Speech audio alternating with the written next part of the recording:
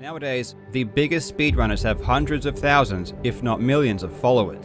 Over the last few months, there have been some serious allegations against the popular YouTuber Dream. Minecraft speedrunning has been a booming subject as of recent.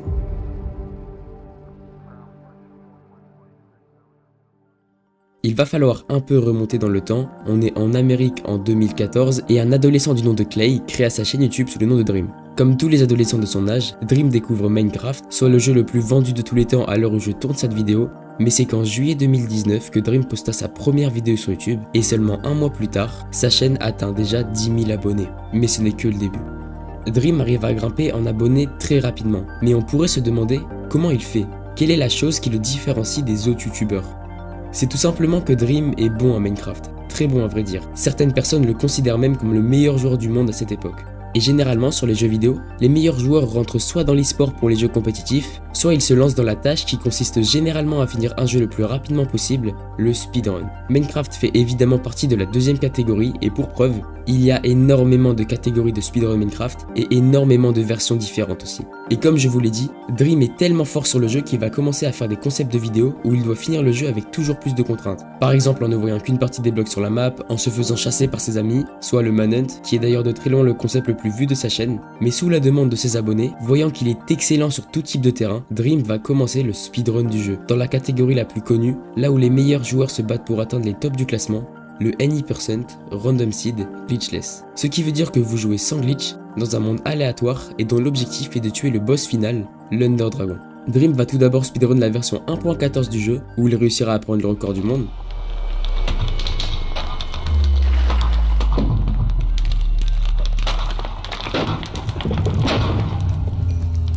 Yes!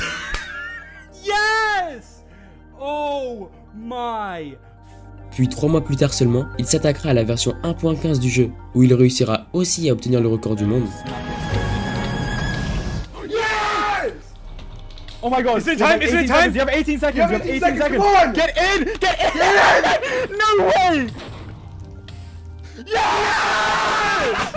Yes! D'abord la 1.14, après la 1.15, la suite logique serait donc la 1.16, la version qui venait juste de sortir à cette époque. Cette version comporte plusieurs ajouts qui ont révolutionné le monde du speedrun Minecraft que je vais légèrement vous expliquer pour que vous puissiez suivre la suite de la vidéo. Pour atteindre la dimension où se trouve l'Under Dragon, il y a besoin de 12 clés appelées yeux de l'Ender qui permettent d'ouvrir l'accès à ces dimensions. Elles sont craftables avec deux éléments, les Ender Pearls et les Blaze Rods. Les speedrunners dans les versions précédant la 1.16 avaient juste à tuer des Enderman afin de récupérer des Ender Pearls, à tuer des Blaze pour récupérer des Blaze Rods et obtenir toutes les clés pour terrasser le dragon. Mais la version 1.16 a rajouté un autre moyen d'obtenir des Ender Pearls, et c'est à travers un échange contre un nouveau mob, le Piglin. Un Piglin, c'est un mob qui adore l'or, donc si vous lui en donnez, il peut vous donner en retour une liste d'items. Et parmi ces items se trouvent des Ender Pearls, entre 4 et 8 pour chaque échange. Évidemment, cette méthode est plus rapide, mais il y a un problème. Les Piglins n'ont que 5% de chance de donner des perles, soit une chance sur 20. Et si on compte le fait qu'il y a plein d'autres paramètres définis par la chance qui rentrent en compte dans ce speedrun, comme par exemple réussir à trouver une forteresse, sur la structure où on peut trouver les Blazes, ces mêmes Blazes qui n'ont que 50% de chance de donner une Blaze Rod à leur mort, ou encore la distance du portail de l'Ender. Bon, malgré le fait que cette version a un énorme potentiel, le facteur chance dans une run est indispensable, et à un degré bien plus élevé que dans les versions précédentes. C'est Dream lui-même qui le dit lorsqu'il s'essayait à cette version, mais ce n'est pas pour autant ce qu'il va l'arrêter, loin de là. Il décida alors de faire 5 jours de stream d'affilée pour tenter de prendre encore une fois le record du monde.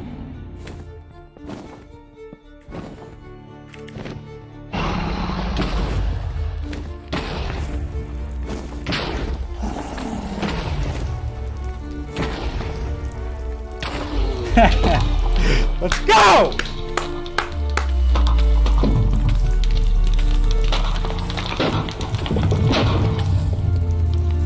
Hell yeah! Hell yeah! Dream réalisa une run assez exceptionnelle en moins de 20 minutes, à la 5ème position du classement général. Mais il y a quelque chose d'anormal. Dream est chanceux, très chanceux à vrai dire. Tellement chanceux qu'un autre speedrunner du nom de Minecravenger l'a remarqué assez rapidement et il posta ce tweet. Vous savez que Dream a échangé 266 lingots d'or avec les Piglins en 24 heures de stream, mais que 41 de ces échanges étaient des Ender Pearls, ça représente une probabilité de 15,41%.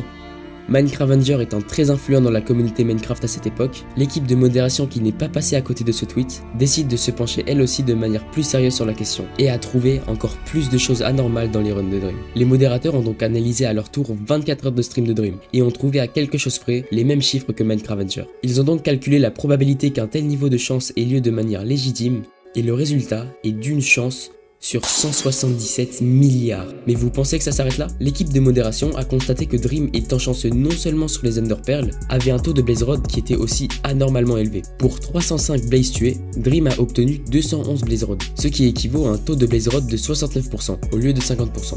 Et rien que la probabilité qu'une personne ait une telle chance juste pour les Blaze Rod peut arriver à une chance sur 113 milliards. Et pour ceux qui ne comprennent pas comment il est possible d'obtenir des chiffres aussi énormes juste en passant de 5 à 15% pour les Ender Pearls et de 50 à 69% pour les Blaze Rod, il faut bien que vous compreniez que plus la durée analysée est grande, plus les taux devraient se rapprocher des valeurs initiales. Il n'y a rien de choquant à avoir 15% d'Ender Pearl sur 3 streams d'affilée, mais en 24 heures de stream, il est tout à fait possible d'obtenir des nombres aussi énormes pour un taux de variation pas si grand que ça. Bref, si on combine les probabilités que Dream ait eu autant de chance sur les Ender Pearls et sur les Blaze Rod, on arrive à une chance sur 20 trilliards. Je sais pas si vous vous rendez compte d'à quel point ce nombre est énorme, c'est un nombre avec un 2 et 22 zéros derrière. Mais il y a un problème. Généralement dans les calculs de probabilité, le nombre trouvé n'est pas forcément représentatif de la réelle probabilité. Prenons l'exemple de Dream. Lorsque les modérateurs ont voulu démontrer que Dream trichait, ils ont pris tous les éléments qui avaient des taux anormaux comme les Ender Pearls et les Blaze Rod et ils ont calculé une probabilité sans prendre en compte les autres éléments dans le speedrun qui pourraient innocenter Dream, soit les choses que Dream a eues dans des proportions normales. Mais ça prend du temps à réaliser. 2 mois après les premières accusations, les modérateurs de l'équipe de speedrun.com, soit le site du classement officiel en speedrun, ont décidé de poster un document de 29 pages montrant tous les calculs effectués pour arriver à la conclusion que Dream ait eu une chance sur 7,5 billions. Bon, c'est moins, mais ça reste énorme. Le même jour, Geosquare, qui est un modérateur, poste une vidéo sur YouTube qui illustre les calculs du document de manière plus simple et qui sert aussi à détruire certains arguments de la communauté, comme le fait que Dream est trop fort donc il n'aurait pas besoin de tricher, ou alors que ce serait le jeu qui est buggé. Ça y est, l'équipe de modération a enfin publié son verdict de l'affaire, et Dream dans tout ça. C'est pas vrai, le verdict est biaisé, que des conneries, c'est du bullshit, c'est biaisé mec. Geosquare, retourne dans ton cirque. Bon. Est-ce que c'est vraiment la réaction que les fans attendaient du youtubeur le plus influent de toute la communauté Minecraft? Très clairement, non. Heureusement, Dream va ensuite s'excuser en disant que c'était une réaction à chaud et posta une vidéo sur sa chaîne YouTube où il essaya de contrer les arguments avancés. Mais il ne va pas être tout seul. A professor with a PhD that graduated from Harvard that's actually a practicing astrophysicist that is an expert in statistics and astrostatistics. Wow, un professeur astrophysicien diplômé d'Harvard, expert en statistiques et astrostatistique. Mais la réalité c'est que rien ne va dans la réponse de Dream. Tous les arguments de sa vidéo sont fondés sur rien ou juste de purs mensonges. Le document de 19 pages de l'astrophysicien engagé par Dream, dont on ne connaît même pas l'identité, comporte des erreurs qui sont parfois simples, très simples, comme se tromper sur un simple calcul de probabilité ou alors ne pas refermer une parenthèse. Le document se fait donc détruire par tous les experts sur YouTube, allant même jusqu'à remettre en cause la qualification de ce professeur.